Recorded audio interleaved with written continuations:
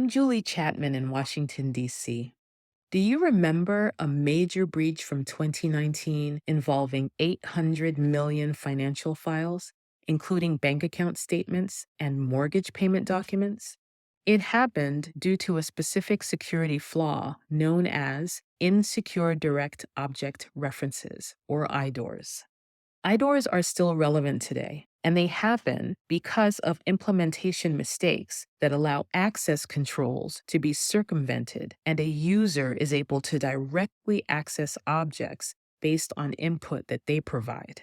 One example of an IDOR is URL tampering. URL tampering is the easiest way to exploit an IDOR vulnerability. It works by changing the value of a parameter in the web browser's address bar, creating access to information or files that should not be available without authorization.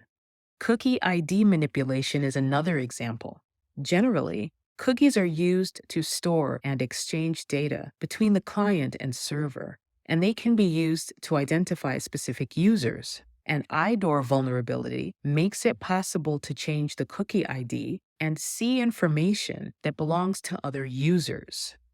The National Security Agency, Cyber and Infrastructure Security Agency, and the Australian Signals Directorate, Australian Cybersecurity Centre, released a joint cybersecurity advisory to warn web application vendors, designers, developers, and organizations using web applications about IDOR vulnerabilities.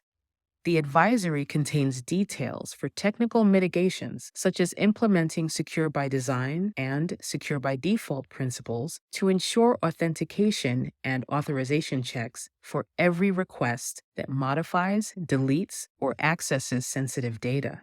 Best practices include using automated tools for code review to identify and remediate IDOR and other vulnerabilities, and indirect reference maps to make sure IDs, names, and keys are not exposed in URLs. If you are a cyber defender in a SaaS organization, be cautious when selecting web applications. Supply chain risk management and dealing with reputable vendors are both important here. For cyber defenders in organizations with on-prem software, infrastructure as a service, or private cloud, proactive vulnerability scanning and pen testing to check internet-facing web applications and network boundaries are a must. Visit 505updates.com for a transcript of this recording and a link to the advisory.